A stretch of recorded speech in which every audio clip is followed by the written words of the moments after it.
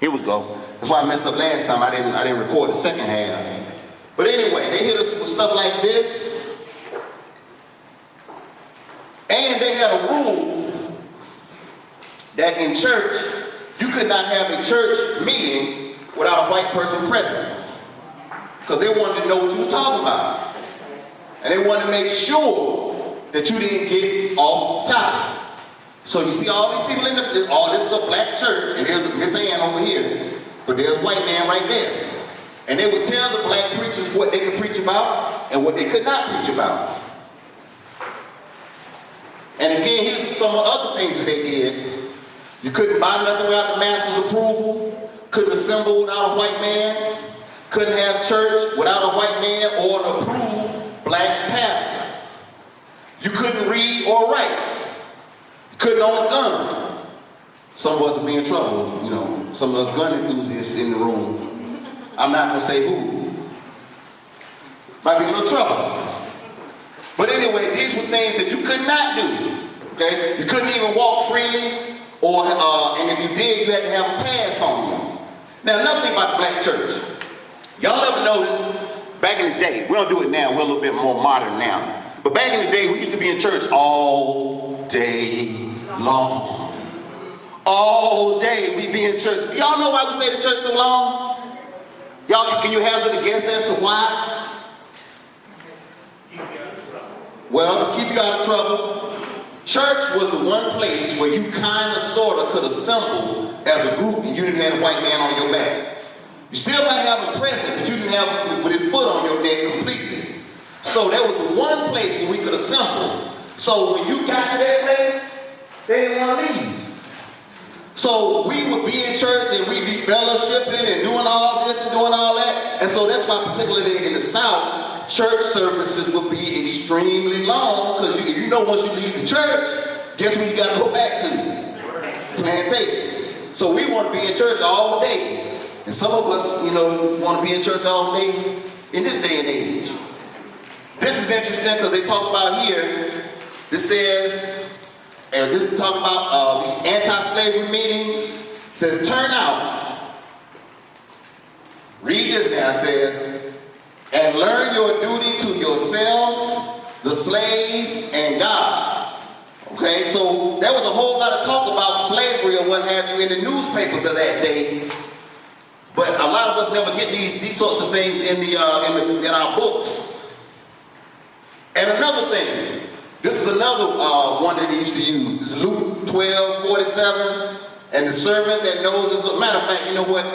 Let me let Hollywood tell you. They can tell you better than I could. This is from the movie 12 Years a Slave. And that servant, which knew his Lord's will,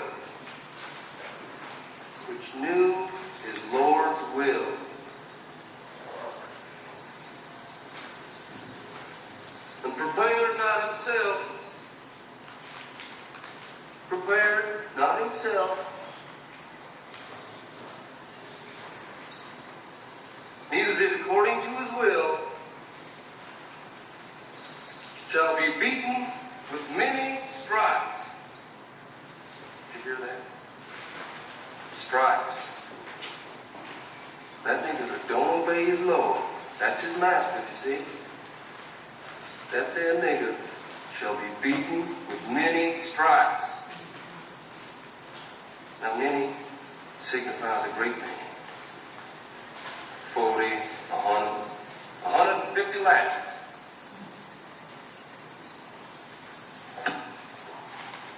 That's scripture. Now, I had a brother say that he couldn't watch this movie in its entirety because it made him mad. And people seem to think that because I look at these movies that I like watching this. And I don't break out the popcorn and just start munching away when I see stuff like this. This makes me angry too. And like the dude who played Master Epps, I'm still looking for him. Because he played this role just a little too good.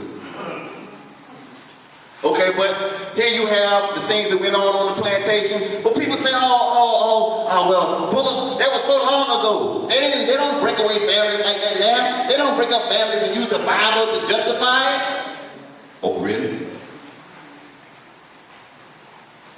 illegal entry into the United States is a crime. It should be, it must be, if you're going to have a legal system and have any limits whatsoever. Persons who violate the law of our nation are subject to prosecution. If you violate the law, you subject yourself to prosecution. And I would say you to the Apostle Paul and his clear and wise command in Romans 13 to obey the laws of the government, because God has ordained the government for his purposes. The previous administration wouldn't prosecute aliens who entered the country with children. It was... Now, what did he say was his justification for doing that? The Bible. Romans 13. So y'all better be careful with some of these Bible-believing folks that come in your midst and say they're your friends. Ashe? Y'all quiet now. Now, as I said before, one of the other things we want to talk about was black spirituality and our resistance to slavery. As I said before, most of the slave revolts that went down were led by preachers. So when we start talking about this, we understand that our connection to God told us, if nothing else, we're supposed to be free. And let's see what we got here. There's nothing that happens after the Haitian Revolution in our fight for freedom across the Caribbean and North and South America that wasn't influenced by the Haitian Revolution. The African people on the island fought all the largest armies of the world at the time and won over each one. What the Spaniards beat up the French, knocked down the British. The Haitians have a pride about them. A revolution is the most important thing to them. The first thing they instill in you is that you are the first black republic. 1804 becomes important because it's the date at which the implementation of the dream of real revolution and real equality and new nation status and the ability to defend your new nation is manifest. When you look at modern historians, when they talk about victories that Europeans had over non-white people, they always frame the narrative as victories. But when African people rise up and fight off their European oppressors, they frame the narrative as a massacre. Africans, everywhere there were enslaved, resisted it. Haiti becomes significant because it's the first time in human history that an enslaved population actually overthrew their oppressors. The Haitian Revolution, though, was the most organized, the most large scale, the most impressive in terms of structure and complication from the very beginning. Haiti made more money for France than all 13 colonies. The Haitian Revolution was very influential, particularly amongst Africans. It was seen as an inspiration for Africans in this hemisphere, just as it was seen as a horror by those who held slavery here. There is a concept that we must defeat Haiti. We must ground them into the ground. We can never let them rise. They are an example of black power. They are an example of what happens when people who are oppressed decide to stop being oppressed.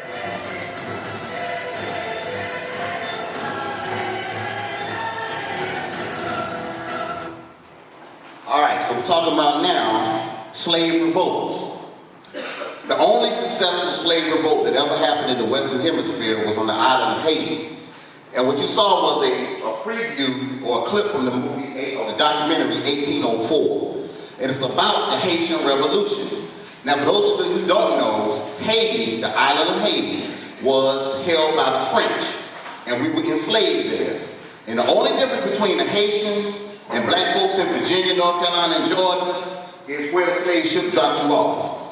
Some of us got dropped off in Haiti, so we speak French. We got dropped off in Virginia, so we speak English. My folks, we were never conquered, so I've been free all the way back to Africa. I'm just messing with y'all. But anyway, the one thing that the Haitians did, though, was they got into their spiritual thing, and they said, God says we got to be free. We can't take this no more. And so they rose up, and they didn't just pray about it. They fought the French And when I say the French, I'm talking about the French under Napoleon. That white man out of France supposed to be so bad. His French army could not beat the Haitians. Then the British tried to take them. Then the Spanish tried to take them. And to this day, Haiti pays the price as the poorest nation in the Western Hemisphere, because all of the European nations, including the United States, hate the fact that black people stood up and fought and won. Ashe? Now, I bring this up because, well, my mouth, there we go. You had these spiritual leaders, like this brother, Bookman. Now, Bookman, he wasn't a Christian, but he was a spiritual man. And I know what you're thinking. Lord have mercy. Here, I knew it was coming. Here come that old voodoo stuff. You know, they do all that mess with the chickens and the cows and all that old devil worship, I tell you. And you know what? You ain't the only one to say it. You got your man, Pat Robertson. And you know, Christy, something happened a long time ago in Haiti, and people might not want to talk about it. They were under the heel of the French, Napoleon III or whatever. And they got together and swore a pact to the devil. They said, we will serve you if you'll get us free from the French. True story. And so the devil said, okay, it's a deal. And they kicked the French out. The Haitians revolted and got themselves free. But ever since, they have been cursed by one thing after the other, desperately poor. That island of Hispaniola is one island. It's cut down the middle. On the one side is Haiti, on the other side is the Dominican Republic. The Dominican Republic is prosperous, healthy, full of resorts, etc. Haiti is in desperate poverty. Same islands. They need to have, and we need to pray for them, a great turning to God. Okay, all right, stop right there. Okay, so see, this is not Wesley Grove's opinion. This is Brother Bullock's opinion. Just let you know. See, when we get free by any means necessary, they got a problem with it. Now, when they fight to get free, that's liberty. That's justice. They're supposed to be free. But when the black man stands up and starts fighting the same way they fight, it's a problem. You know what I'm saying? So I put this in here because we get a whole lot of mixed messages, and we need to be able to call it like we see it. And what those Haitian people did, when they got free, they were doing what God would have wanted it that way. So when you see the sisters who are out there in Haiti, see the sister with a little candle, and see she pointing up too? If y'all were here earlier, y'all would know where they came from. And you see, oh Lord, look at them. There they go with the chickens. God, Lord, have mercy. Pat Robertson was right. They ain't doing nothing but devil worship. All right, but wait a minute. If that's devil worship, what's that? These are some what? What religion is this? These some Jews. You see the little boy right here reading the Torah? What that man got over his head? So if what the Haitians was doing was devil worship, what's this? And this. You see, these dudes lined up with their chickens.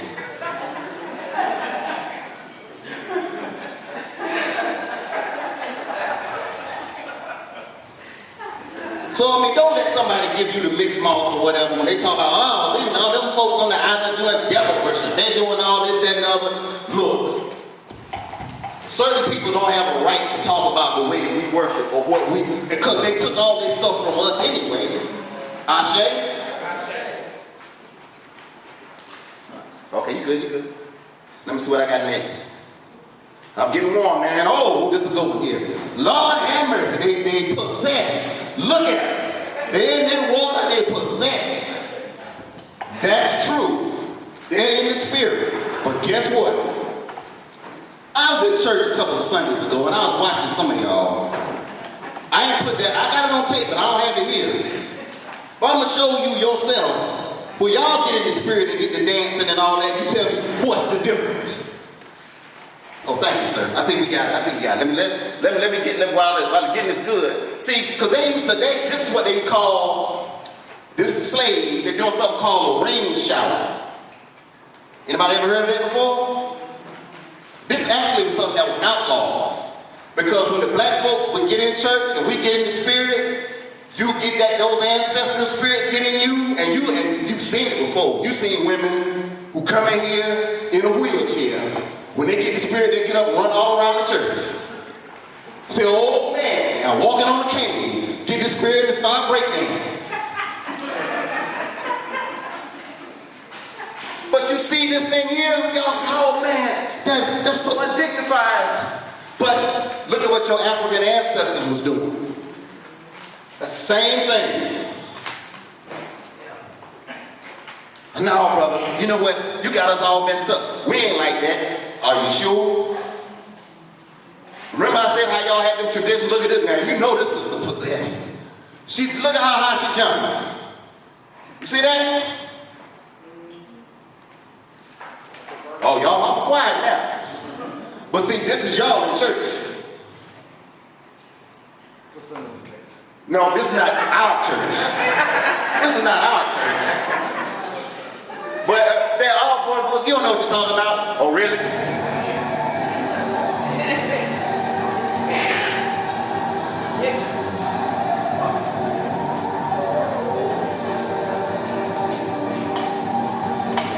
Now that's an African person to that old, you know that one church thing that everybody can shout to? That one hook that every church uses? Well, it look like they do it over there in Africa. But wait a minute, I ain't finished with y'all here. Y'all get to shouting in here in a minute. But here's another one. Tell me they're the same thing. I'm gonna pull up the one on Miss Flood in a minute.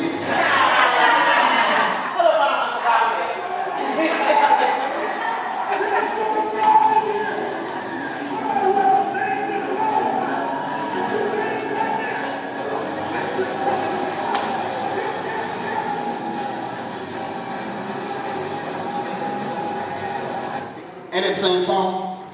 Yep.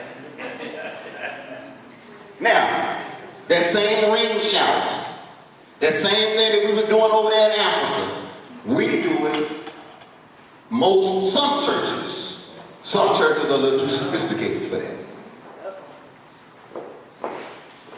But you know, wait a minute, I seen that. But you know, Larry, I seen some of your boys doing the ring shout. And some of us Africans too, when we get the assembly, it's the same thing. It's the exact same thing. Don't just look. You tell me what's the difference. You see these guys, they're all stepping on the same foot. The only difference is they got on some gold boots. These brothers is barefoot. So tell me who's hard. Isn't that a different spirit? You say it's a different spirit? These gentlemen are doing a ritualized dance, you know, for their manhood or whatever the ceremony is. The same thing. It's like a step show. It's the same thing. Yes, ma'am.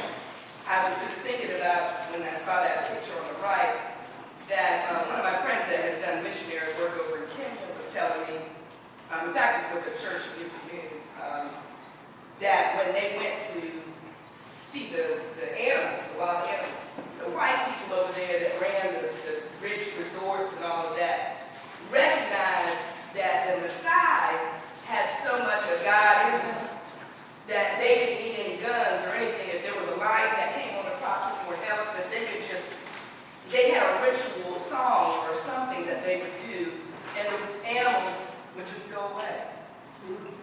They didn't need any weapons. That's deep.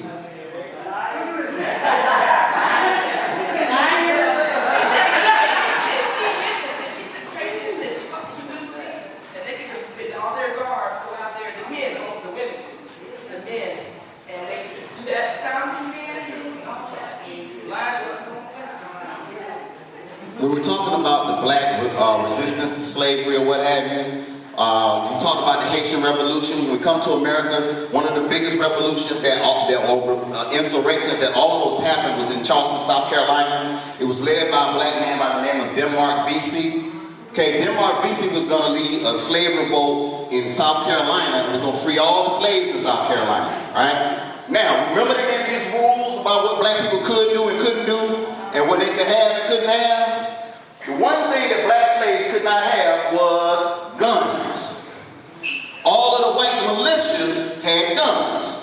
So that's how every slave insurrection that failed because somebody would snitch and go and tell. But Denmark Vesey planned this slave revolt in Charleston, South Carolina, and guess where he planned it? Where he planned it? Church. He planned it in a church. And it wasn't just any church. It was Mother Emanuel. Yes, it was. Now, this brings us to another subject. Who knows what AME stands for? African Methodist Episcopal. Right, African Methodist Episcopal. And why did they have to have the African Methodist Episcopal Church? Because the Methodists did not want to worship with black people. So Richard Allen and Absalom Jones and some other brothers broke off and they started the African Methodist Episcopal Church, the AME Church. These people at Mother Emanuel, which is one of the oldest churches, planned this big slave revolt. Now, why did I bring this up? Because this church came into our knowledge pretty recently. This guy, this white boy decides he wants to start a race war. So he goes into Mother Emanuel during the Wednesday night prayer meeting and shoots up the prayer meeting and kills all these innocent people. Okay? He didn't just arbitrarily pick that church. He knew the history of that church. Now, why do they know something about our places that we don't know? The black church was not just somewhere where we went to feel good. We was planning these slave revolts, and we was planning on how we going to improve our lives and all this stuff. We said that we don't believe in God. God don't want us to be no slaves forever. So it was places like Mother Emanuel where you had history that went down. And this white boy a couple of years later comes in and kills all these people. And another thing, and I told y'all about this, y'all black church people need to be a little bit more vigilant. Everybody that come in here saying, Lord, Lord, don't mean it. And somebody come up in here doing a prayer meeting, and they can shoot up the whole, or somebody come doing a Sunday morning service, and all of us, we so unsuspecting, we don't suspect nothing. No, excuse me. If one person in the church will be on God. Yes, ma'am. They always target our black churches. That is true. That is true. So this is Emmanuel AME, and you're right. But when we start talking about these slave revolts, what about Gabriel Prosser, who was a preacher, once again, but this guy was out of Richmond, Virginia. He planned the biggest slave revolt in Virginia, and their plan was to kidnap the governor, who was James Monroe, if memory serves me correctly. And he was going to force the governor to free all of the slaves in the Commonwealth of Virginia. Well, I'll give you two guesses how the slave revolt failed. Somebody snitched. Somebody told. Whistleblower, yeah. Whistle. If you see something, say something. So, let me see here. This one is a clip from Birth of a Nation. You know, I don't want to do the overkill with all of this, but this was another good movie. But this one, Birth of a Nation, deals with Nat Turner. Now, that revolt was right here in Southampton, Virginia. Right up the street. What was Nat Turner, aside from being a slave, what did Nat Turner do in addition to that? He's a who? He was a prosperity preacher? He was a televangelist? He was like Reverend Seymour Money?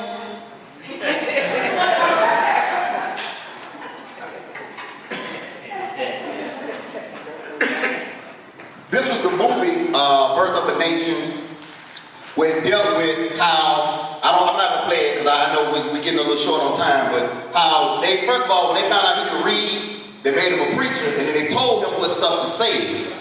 But he got smart, and so he would tell them some stuff that was coded in the message, which we'll get to. Let's see here. I got so much stuff in here. Let's see what this one is. Oh, this is good right here. Wives, submit yourselves to your husbands as written in the Lord. Husbands, love your wives and do not be harsh with their husbands. Children, obey your parents in everything, for this pleases the Lord. Slaves, obey your earthly masters in everything, not only when their eye is on you and securing the favor, but with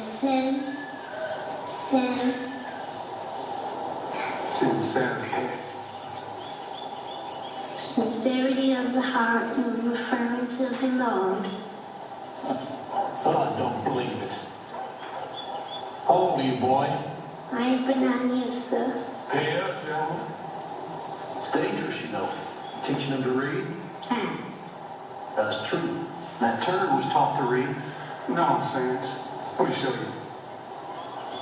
Boy, can you explain to me the meaning of what you just read? No, master. See? It's like a parent reciting Shakespeare.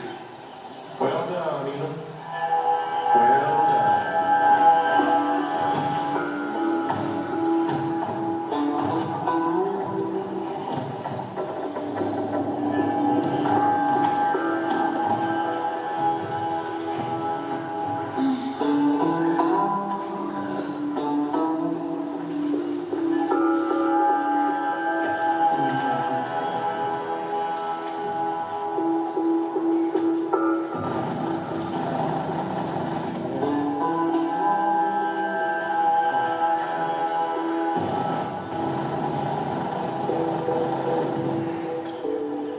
Now I have heard the going of the Israelites whom the Egyptians hold slavery, and I have remembered my promise.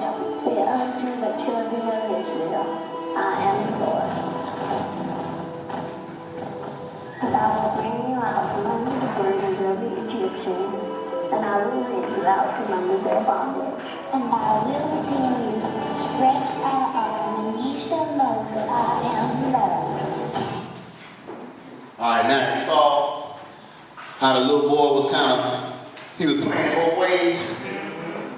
He was reading what the white man told him to read, but then afterwards, the slaves got together and then he was telling them the real deal. Okay, now this is just a question. What's stopping us in the black church from doing stuff like that now? You know, I mean, because we got all these churches and we got all these educated people. But we got all these problems in our community, and the church is supposed to address these things, or else why are they here? Ashe? All right, I ain't gonna keep you too much longer. I know y'all had that turkey, so I know you're full. This is from the Black History Museum, where they talk about the black church and the importance of the black church. If you haven't been to the Black History Museum, it's well worth going. And they talk about, how they did marches in the 60s and all of that. We're well aware of that. And this breaks down the whole thing of the AME church. And the whole thing about it was, as I said, it was started by Richard Allen back in 1816. And then out of the AME church, we have certain colleges that came out of the AME church, like Wilberforce and Brown University. So the black church wasn't just a church. We had educational institutions that we made 100 years ago. 100 years later, you got black schools closing their doors and black churches opening everywhere. That's a problem. Ashe? My main man is Bishop Henry McNeil Turner. He was a chaplain in the U.S. Colored Troops. And I love this brother because Henry McNeil Turner said that every race of people since time began who have attempted to describe God by words or painting or carving have conveyed their idea that the God who made them and shaped their destinies was symbolized into themselves. In other words, when we used to make those old images of God, what we thought was God, God looked like who? Us. Ashe?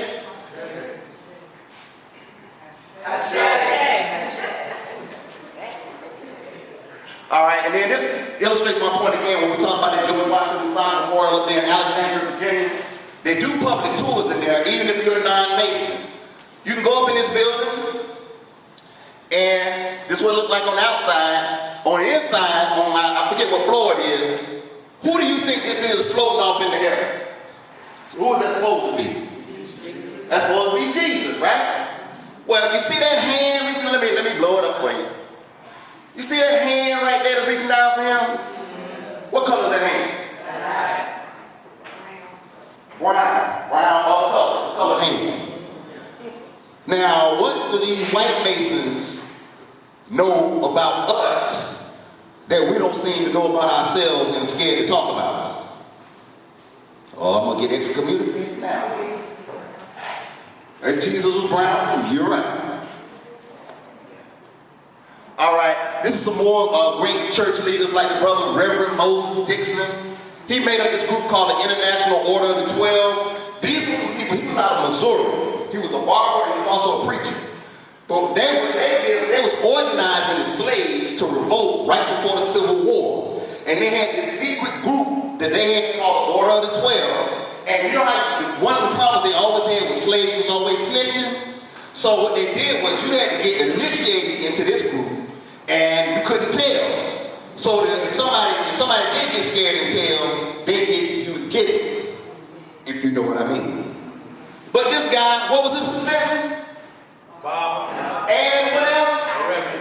He's a preacher. So I'm saying this, that the black church at one time inspired black people to be willing to fight to be free. And then we go to the Church of God in Christ.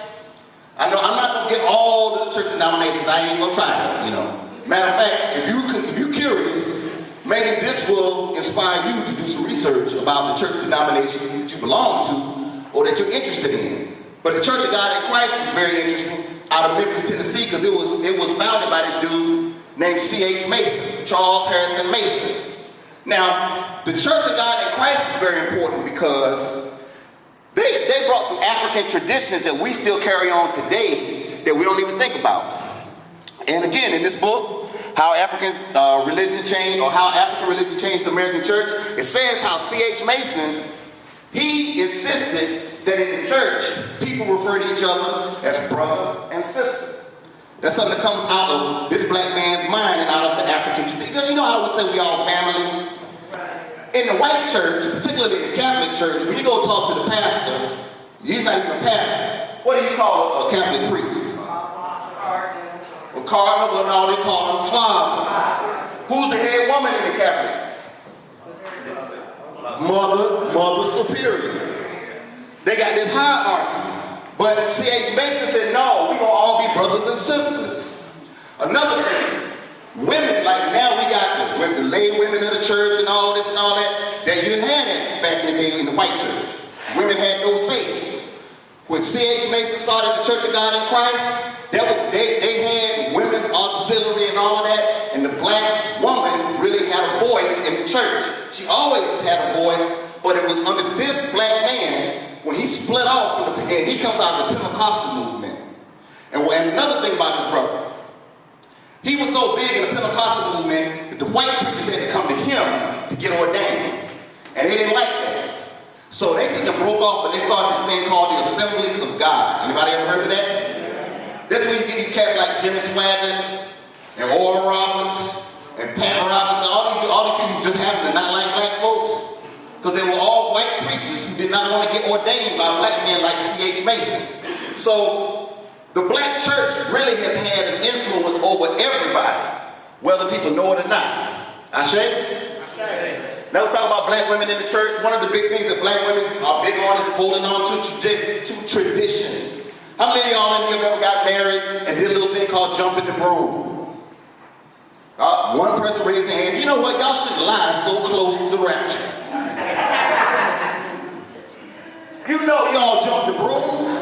Where did the jumping the broom ceremony come from? Comes out of Africa, but we really started doing it on the plantation because the slave master didn't respect the black marriage. So one of the things we did in hopes that they would respect our marriage is that we put the little broom down, because the broom is a symbol of the house, of the home, and the husband and the wife would step over the broom. Some of y'all get a little carried away in your high heels, and you swear you're going to jump over the broom, and then you jump down on them heels, and the women that broke their necks fell all in the pulpit trying to jump the broom. And you saw your roots too. But that's an African tradition. Ashe? Ashe. All right, we're taking it home now. They even got a book on jumping the broom. And again, you see the sister, she's stepping over the broom, y'all. Step over. All right, this is Sarah Allen, who was the wife of Richard Allen. She was the founding mother of the AME Church. So again, I made one of the talking points I had was that the black woman was very integral in the making of the church, holding the church together. Look around. The majority of the people in here are women. Every black church I've ever been to is 75-25. Ashe? The black woman is the backbone of the black church. Always has been, always will be. Okay? Remember that Haitian Revolution? The brother Boukman? Well, this is the sister that was with him. It's Cecile Fatima or what have you. But she was a voodoo priestess. Now, before you all get scared, the word voodoo just means spirit. That's it. It don't mean the devil's coming to get you. It don't mean you're going to need to wrap some cat bones. It just means spirit. And the reason why Europeans don't like that is because, again, those voodoo priests or whatever got those Haitians so charged up that they beat the French off that island. But this woman was right there with Boukman and with Saint Louverture, and she helped to inspire the Haitian people to beat the French. Okay? If you can see this picture, you see the sister here with the shotgun. So you can imagine who we got here. Harriet Tubman. Now, Harriet Tubman wasn't a preacher per se, but she was a very spiritual woman. So spiritual, in fact, that she knew God had put her on this earth to lead slaves out of bondage. That's why they call her the female Moses. No point calling her the black Moses, because Moses was what? Oh boy, oh, good crowd. Now I got in here, Ida B. Wells. Vince, I think you like Ida B. Wells. She said a Winchester rifle should be in the place of honor in every black home. She was a Christian woman too. Okay? So, this notion we have about Christian people being pacifists and turning the other cheek and, I'm going to let my enemy abuse me. No. No, sir, and no, ma'am. And if you think that Ida B. Wells was the only one, there's nobody more Christian than Fannie Lou Hamer. Anybody ever heard of her? Now, this black woman coined the phrase, I'm sick and tired of being sick and tired. This woman was out of Mississippi, got beat up when she was going to register to vote. But what did she say? I keep a Bible in every corner of my bedroom. Is that right? Oh, a shotgun. Oh, sorry. She got a shotgun in every corner of the bedroom. Okay. I'm just checking to see if y'all read. I say. Here's another group y'all probably never heard of. The Deacons for Defense and Justice. Anybody ever heard of them? These are some brothers out of Louisiana. And there's a movie that Forrest Whitaker was in where they showed how they came about. And actually, when they were doing the civil rights marches, Martin Luther King and all of them, these guys provided security. What's the name of the movie's called Deacons for Defense. Deacons for Defense. Okay? They were out of Begalusa. I'm not from Louisiana, so I'm gonna tell the name. But it was Louisiana. And the movie starred Forrest Whitaker. But these guys formed, and they formed in the church. Okay? Now, sister said that the black church has always been under attack. And I know that I couldn't do this without at least making mention of how they really have come after the church. They did it in South Carolina in 1963. They blew up the church, the 16th Street Baptist Church in Birmingham, Alabama, killed 4 little girls. They blew up the church. So I'm bringing this to your attention that we take a lot of things for granted. But the enemy knows how important the church is. Now they're leaving you alone now because the church is what we're doing doesn't amount to a whole lot. But if the black church ever really got back on its game, you see them coming after the church again. Ashe? All right, and these are the 4 little girls. We always say 4 little girls. Nobody ever remembers their names. Anna Mae Collins, Denise McNair, Cynthia Wesley, and Carolyn Robertson. And then, of course, we do the slave spirituals, what have you. The thing about the slave spirituals, I don't have to play the music. We had songs that we sang. Because remember, the slaves were not allowed to read. So all the slave songs we knew by heart. But the slave songs had double meaning. Like, wade in the water. Wade in the water. Why do you need to wade in the water? Because guess what? When the slave master came after you, they had dogs. And the dogs would try and catch your scent. So we would wade in the water. When you got ready to run away, or you felt like it was time for you to get away, you said, child, I'm going to lay down my burdens. Where are you going to lay them down? Where? Where? I'm going to lay down my burdens. Down by the riverside. Swing low, sweet chariot, coming forth to carry me home. I looked over Jordan, another body of water, and what did I see coming forth to carry me home? A band of angels coming after me, coming forth to carry me home. We even had a song called Follow the Drinking Gourd. Now, who knows what a drinking gourd is?